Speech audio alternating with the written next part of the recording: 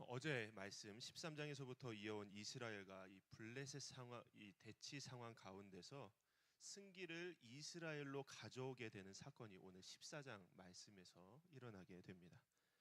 그것은 사울의 아들 요나단이 블레셋 진영에 홀로 넘어가 잠입한 사건이었습니다. 수많은 블레셋 군대들 앞에서 지금 이스라엘은 600명 가량밖에 되지 않는, 근데 이 600명조차도 밭을 갈다가 무기가 없어서 그 밭을 가는 그 곡괭이 호미 같은 것을 들고 전쟁터에 나온 허술한 군대죠. 이 진정한 수많은 군대 앞에서 지금 이스라엘이 너무나 작아 보이는 상황에 있습니다. 그래서 그 누구도 저 블레셋 군대와 어떻게 대적해 보겠다 하는 사람이 아무도 없었습니다. 다 겁에 질려 있는 거예요. 그러한 중에 지금 요나단만이 자신의 무기를 들고 있는 소년과 함께 블레셋으로 넘어가게 됩니다. 근데 1절 말씀 끝에 보시면 이 요나단이 아버지 사울에게는 전혀 알리지 않고 홀로 독단적으로 움직이는 것을 보게 됩니다. 근데 이것이요, 이후 6절 말씀에서 나타나는 이 요나단의 신앙의 모습을 보면 아마도 그의 아버지 사울의 신앙 없는 모습을 도저히 따를 수가 없어서 이와 같이 하나님은 나를 이기게 하시는 분이야, 나를 지키시는 분이야, 우리 이스라엘을 반드시 승리로 이끄실 분이야, 이 확신을 가지고 홀로 전장을 가게 된 것입니다. 요나단의 이 신앙적인 다짐과 함께 마음을 다짐하고 분명 길을 떠났지만 이 블레셋 진영으로 가는 길은 결코 쉽지가 않았습니다. 그가 가는 길에는 험한 바위산이 이쪽 저쪽에 두 개가 있었는데 그 이름이 희한하게 바위의 이름이 나오는데 하나는 보세스요, 하나는 세네라 불리는 바위였습니다. 이 보세스란 이름의 뜻은 미끄러움이라는 뜻이고 세네라는 뜻은 가시란 뜻입니다. 이 이름만 봐도 이 바위산이 얼마나 험난한 지형이었는지 예상해 볼 수가 있는 것이죠. 이 험한 산세는 사실 사람의 마음을 꺾고도 남습니다.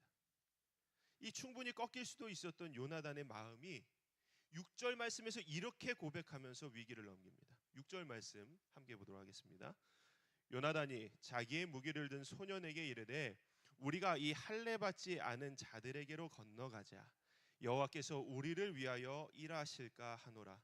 여호와의 구원은 사람이 많고 적음에 달리지 아니하였느니라. 아멘. 하나님께서 반드시 우리를 이 가는 목적지에서 이기게 하실 것이다. 하나님이 우리를 구원하고자 하신다면 이 싸움은 사람이 많고 적음에 달려있지 않다라고 이렇게 고백하면서 적진으로 담대히 나아갔습니다. 거의 블레셋 진영에 도착을 했어요. 그때 요나단이 하나님의 함께 하심을 확인하고자 하나님이 보여주실 표징에 대해서 두 가지를 예상을 하게 되는데요. 9절과 10절 말씀 함께 보도록 하겠습니다. 그들이 만일 우리에게 이르기를 우리가 너희에게로 가기를 기다리라 하면 우리가 있는 곳에 가만히 서서 그들에게로 올라가지 말 것이요. 그들이 만일 말하기를 우리에게로 올라오라 하면 우리가 올라갈 것은 여호와께서 그들을 우리 손에 넘기셨음이니 이것이 우리에게 표징이 되리라 하고, 지금 이 요나단과 자신의 무기를 든 소년이 블레셋 군대에게 그 둘의 모습을 보였을 때 블레셋의 그 반응 두 가지를 한번 예상해 보고 있는 겁니다. 만약 두 사람이 블레셋 군대에게 모습을 보였는데 블레셋 군대가 그들이 올라온 것을 보고 혹시 이스라엘 전체가 온 것이 아니야?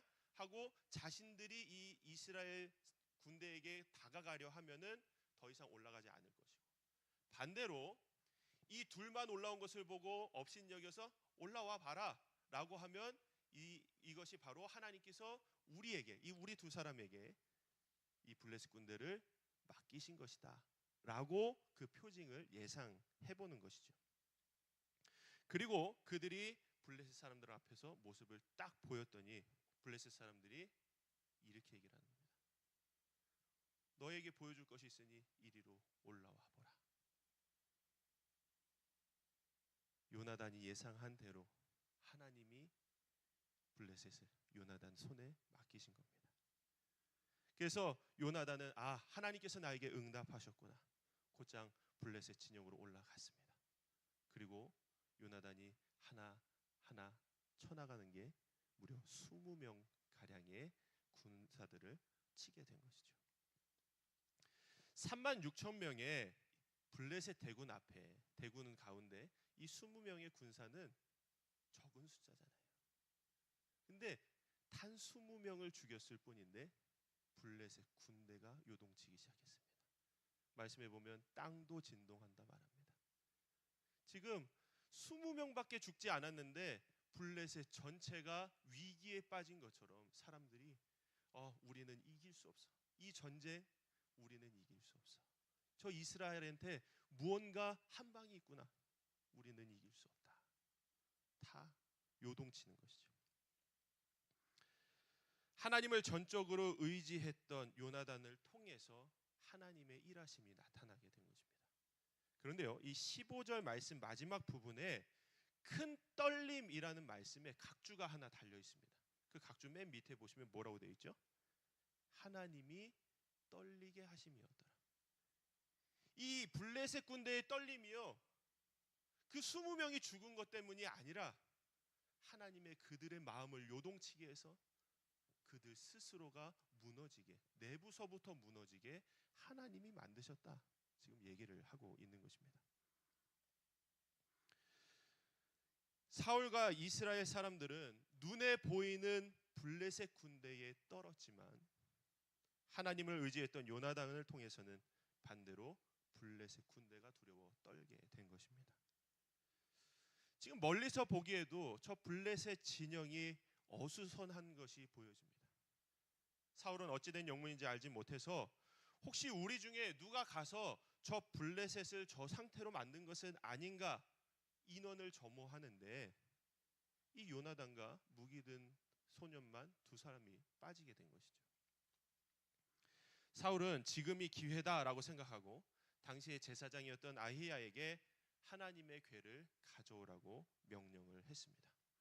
그런데 법궤를 가져오라고 명령할 때 블레셋 군대에 더 큰 소동이 일어나는 거예요. 이 얘기는 뭐냐면요, 블레셋 안에서 서로 죽이는 일이 일어나게 된 것이죠. 그래서 사울이 저것을 보고 법궤 안 가져와도 되겠다. 그만 물려라 라고 얘기를 한 것입니다. 자, 여기서 무엇이 잘못된지 발견하셨습니까? 지금 사울은 세 가지 죄를 범하고 있습니다. 첫 번째는 사울은 하나님의 뜻을 묻지도 않고 자신의 왕권으로 법궤를 가져오라고 한 것입니다. 어제 13장 말씀 보셨잖아요. 왕은 제사에 관여할 수 없습니다. 제사는 무조건 제사장이, 하나님이 세우신 그 시대의 제사장만이 할 수 있는 겁니다. 근데 이 법궤, 제사를 드리기 위해 필요한 이 법궤를 왕 마음대로 가져와라 마라 지금 얘기하고 있다는 것이죠. 두 번째 잘못은 이 법궤가 전쟁터에 와야만 하나님이 우리와 함께 하셔서 이 전쟁을 이기게 하실 것이다라는 착각에 빠졌던 것입니다. 그리고 마지막 세 번째는 이 전세가 이스라엘 쪽으로 기울어진 것을 보고 법궤를 가져오기를 그만두게 한 것이죠. 이것은 마치 사람의 힘으로 일이 잘 되는 것처럼 보이면 더 이상 하나님의 도우심이 필요하지 않다라고 생각하는 것과 같은 것입니다. 요나단을 통해서 하나님의 일하심으로 결국 이 전쟁은 승리하게 됐습니다. 하지만 사울에 대한 하나님의 평가는 점점 더 나빠져만 갔습니다. 사울의 이 어리석은 행동이 이제 좀 이 말씀을 보는 입장에서는 그만 좀 해라, 그만 좀 이 어리석은 짓을 해라 라고 하고 있는데 좋겠는데 이 어리석음이 계속 이어집니다. 24절 말씀 한번 볼까요? 이날에 이스라엘 백성들이 피곤하였으니 이는 사울이 백성에게 맹세시켜 경계하여 이르기를 저녁 곧 내가 내 원수에게 보복하는 때까지 아무 음식물이든지 먹는 사람은 저주를 받을지어다 하였습니다. 그러므로 모든 백성이 음식물을 맛보지 못하고. 지금 보시면요, 지금 이스라엘 군대가 큰 대군이랑 싸웠으니까 근데 물론 하나님이 이기게 하셔서 그들을 하나씩 쳐 나가면서 그 전쟁이 얼마나 고되겠습니까? 근데 이 전쟁이 끝났어요. 그러면 당연히 우리가 이겼다라고 긴장도 풀리고 많이 피곤했겠죠. 하나님의 하신 일인 것을 깨닫고 이제 좀 쉬면 좋으련만 사울은 이 기세를 몰아서 끝장을 보겠다는 식으로 내가 내 원수에게 보복하는 때까지 아무 음식물이든지 먹는 사람은 저주를 받을 것이다. 이제 금식하면서 싸우자. 힘도 없는 백성들에게 먹지 말고 싸우자. 지금 이렇게 얘기를 하고 있는 거예요. 어디서 본 건 있어가지고. 근데 잘못된 적용을 하고 있는 거죠. 참 상황에 맞지 않게 지금 상황에 금식을 하면 안 되는 상황인데 지금 금식을 선포하고 있는 거예요. 이런 사울의 명령은요, 피곤한 이스라엘 백성들에게 백해무익한 것이었고 어찌 보면 왕권으로 인한 횡포였습니다. 모두가 저주받을 것을 두려워해서 그들이 숲으로 들어갔는데 마침 그 숲을 땅에 꿀이 흐르고 있는 거예요. 이거 이렇게 찍어 먹어볼 수 있잖아요. 배고프니까.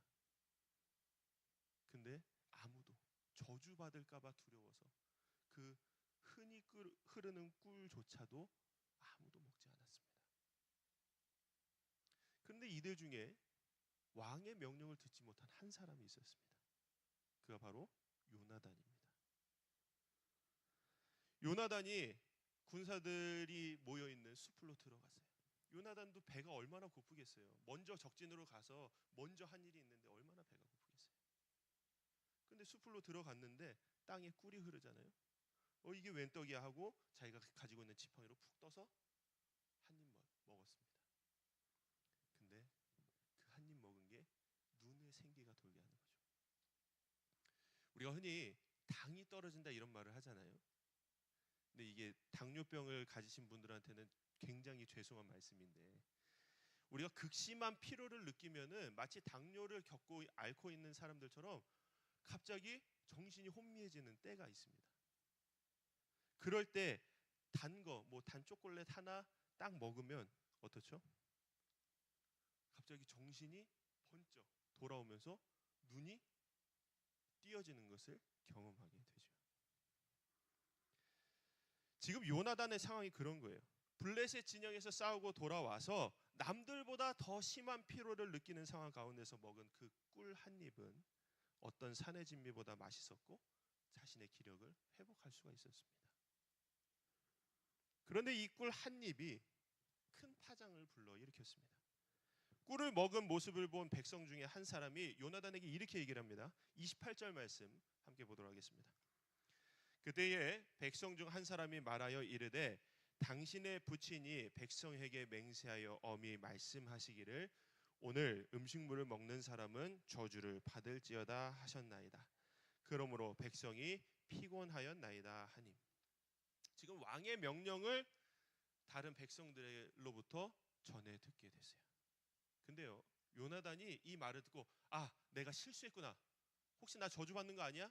걱정하는 것이 아니라 왕인 아버지의 이 명령이 잘못된 처사라고 생각을 했던 것입니다. 그래서 29절과 30절에서 요나단이 이렇게 얘기를 합니다. 요나단이 이르되 내 아버지께서 이 땅을 곤란하게 하셨도다. 보라, 내가 이 꿀 조금을 맛보고도 내 눈이 이렇게 밝아졌거든. 하물며 백성이 오늘 그 대적에게서 탈취하여 얻은 것을 임의로 먹었더라면 블레셋 사람을 살육함이 더욱 많지 아니하였겠느냐. 아멘. 지금 꿀 한 입에도 이렇게 기력이 생기는데, 다시 싸울 기력이 힘이 생기는데 블레셋에게 탈취한 그 음식물을 먹었더라면 더 많은 블레셋 군대를 칠 수 있지 않았겠느냐. 지금 이렇게 얘기를 하는 거예요. 아마도 요나단이 꿀을 한 입 찍어 먹었을 때, 그리고 백성들에게 이러한 말을 했을 때, 이 얘기가 지금 삽시간으로 백성 전역에 퍼졌을 겁니다. 어떤 사람은 이 일을 행한 사람이 왕자인 것을 알고 안도의 한숨을 내쉬는 사람도 있었을 것이고, 또 어떤 사람은 왕자가 왕의 명령을 어겨 쉬쉬하는 사람도 있었을 거예요. 어쨌든 이 일로 인해서 백성들이 왕자가 먹었으니까 우리도 먹자. 그래서 자신들이 탈취한 잡아온 양과 소와 송아지를 잡아먹기 시작합니다. 근데 그 모습이요, 야만인 같아요. 막 잡아서 핏째 막 입에 넣는 거예요. 핏째 넣는다는 건 생고기를 먹는다라는 얘기죠. 근데 이 이야기가 사울의 귀에 들렸습니다. 사울은 이 상황이 자신의 어리석고 무지한 금식 선포로 인한 결과인 것을 깨닫지 못하고 그저 백성이 동물을 핏째 먹으니까 부정하다, 하나님의 명령을 어겼다, 죄를 지었다, 백성들을 정죄하고 그들을 책망한 것이죠. 하지만 사울도 백성들이 심히 굶주리고 있었던 것을 알았고 자신도 너무나 배가 고프니까 자신이 했던 명령을 철회하고 같이 음식을 먹자. 그렇게 야만인처럼 핏째 먹지 말고 여기 나와서 우리가 정식으로 잡아먹자라고 제안을 한 것입니다. 그리고요, 이 사울이 블레셋 잔당들을 처리하기 위해서 남은 자들을 쫓아가 처리해도 좋습니까? 그것을 하나님께 묻기 위해서 제사장을 통해서 하나님께 묻습니다. 저 사람들을 우리 손에 넘기신 게 맞습니까? 근데 하나님이 아무런 대답도 하지 않으세요. 사울은 하나님이 응답하시지 않은 이유가 자기 때문인 것은 알지 못하고 백성이 지금 내 명령을 어겨 음식을 먹은 것 때문에, 그것도 핏째 먹은 것 때문에 하나님이 응답하시지 않는다라고 착각을 하게 됐습니다. 그래서 이스라엘 군대를 모아놓고 음식을 처음 먹은 사람이 누구냐, 그것을 가려내자. 그래서 제사장의 그 제비를 뽑는 우림과 둠밈이라는 도구로 가려내기 시작합니다. 그랬더니 왕과 요나단, 사울과 요나단과 백성들 무리에서 이 두 무리가 뽑힌 것입니다. 그리고 사울과 요나단 둘 중에 하나를 뽑았더니 요나단이 뽑히게 된 것이죠. 사울이 이 제비를 뽑기 전에 이렇게 얘기를 합니다. 내 아들 요나단일지라도 하나님의 이름을 두고 맹세하노니 반드시 죽을 것이다. 자신의 아들일지라도 하나님의 살아계심을 두고 맹세하노니 반드시 죽는다 라고 선포하고 제비를 뽑은 거죠. 근데 떡하니 자기 아들이 나온 거예요. 얼마나 난감했겠습니까? 자신이 다른 것도 아니고 하나님의 이름으로 맹세를 했으니 영락없이 자신의 아들을 죽여야만 하는 그런 상황이 된 것입니다. 그런데요, 이에 나서서 요나단 왕자를 죽이면 안 됩니다, 구원 운동을 벌이는 사람들이 있습니다. 바로 반대편에 서 있던 이스라엘 군대들이죠. 사울은 죽여야 한다, 내가 그렇게 맹세했으니까. 근데 백성들이 반대편에서 안 됩니다. 요나단이 할 일이 있는데 왜 죽이려 하십니까? 요나단 때문에 우리가 이렇게 승리할 수 있었는데 왜 죽이려 하십니까? 다들 뜯어 말리는 거예요. 백성들 역시 사울처럼 하나님의 이름으로 맹세하며 요나단을 구원하게 이릅니다. 우리 45절 말씀 함께 읽습니다. 백성이 사울에게 말하되 이스라엘의 이 큰 구원을 이룬 요나단이 죽겠나이까? 결단코 그렇지 아니하니이다. 여호와의 살아계심을 두고 맹세하옵나니 그의 머리털 하나도 땅에 떨어지지 아니할 것은 그가 오늘 하나님과 동역하였음이니이다 하여 백성이 요나단을 구원하여 죽지 않게 하니라. 하나님의 이름으로 맹세하여 죽을 뻔했던 요나단이 하나님의 이름으로 한 맹세로 구원을 받게 된 것입니다. 처음 맹세는 어리석은 자의 맹세로 엠몬 사람을 죽일 뻔하였지만 두 번째 맹세는 하나님께서 백성을 통하여 이끌어내신 사람을 살리는 맹세가 된 것입니다. 여러분, 우리가 때로는 잘못된 판단으로 하나님의 일을 그르칠 때가 있습니다. 물론 하나님의 일이 우리의 판단으로 어그러지진 않겠지만 우리가 어떠한 판단을 할 때 우리 스스로가 하나님의 이름으로 내가 이걸 한다, 하나님의 이름으로 이것을 해야만 한다, 이렇게 말하는 것은 아주 큰 문제가 될 수 있다라는 것입니다.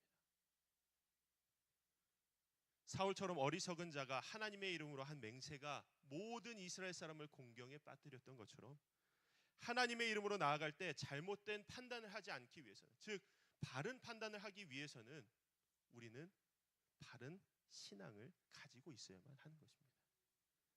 요나단처럼 하나님을 바르게 알고 바른 신앙 위에 그 삶을 세워야만 하나님께서 원하시는 그러한 삶을 살아가고 하나님께서 결국에는 그 삶을 구원으로 인도하신다는 것입니다.